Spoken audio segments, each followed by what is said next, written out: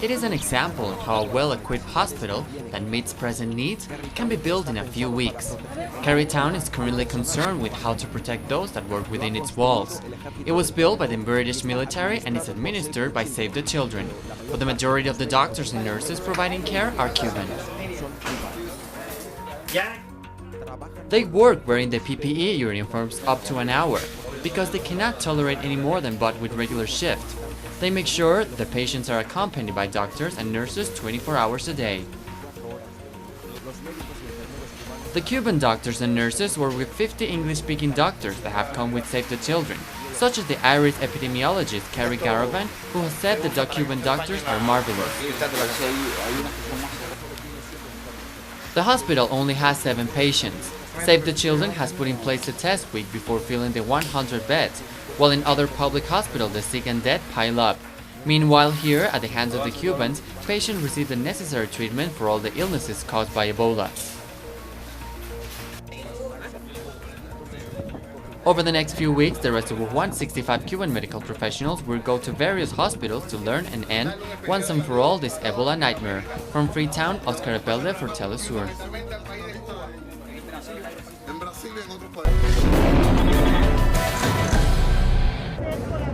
Amid the artificial lights of the Mexican capital, so too flicker thousands of candles in a nationwide action to not just express outrage over the Ayotzinapa case, but to reflect on hope.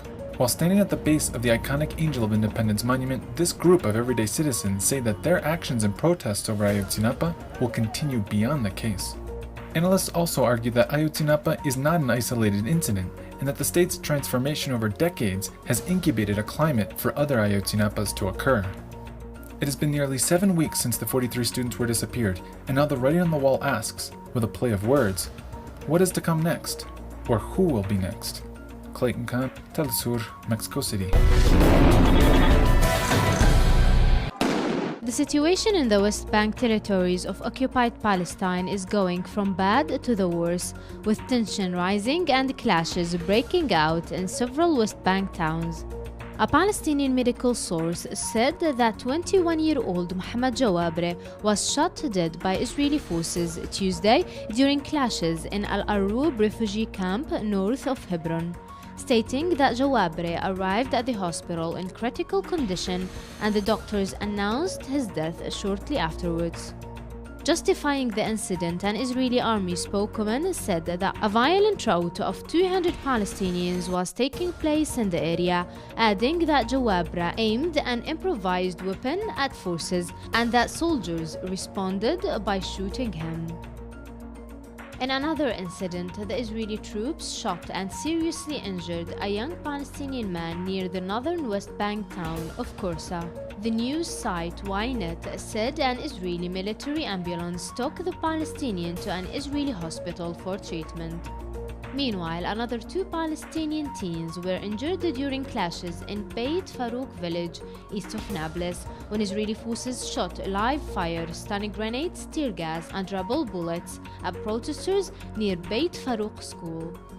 The violent clashes come on the 10th anniversary of the death of iconic Palestinian leader Yasser Arafat, and a day after Palestinian stabbing attacks killed a soldier in Tel Aviv and a settler near Bethlehem. Noor Harazin, teleSUR TV, Palestine.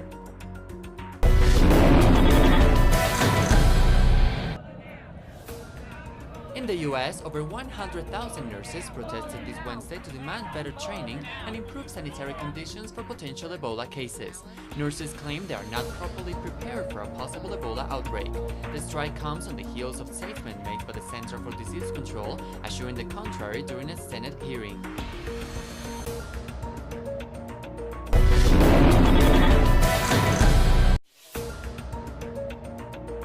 Russia also announced this week that it will be sending long-range bombers to patrol North American waters. Defense Minister Sergei Shoigu says the planes will fly from the Arctic Ocean all the way down to the Caribbean and the Gulf of Mexico. The move is likely an attempt to provoke Western leaders.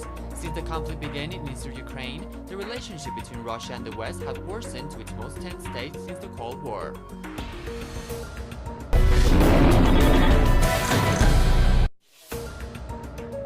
Brazilian soccer superstar Pelé was hospitalized this week. The Brazilian veteran is now recovering. According to the doctors, the former soccer player arrived at the hospital with strong abdominal pain. After several exams, the health workers determined Pelé had a case of non-life-threatening food poisoning.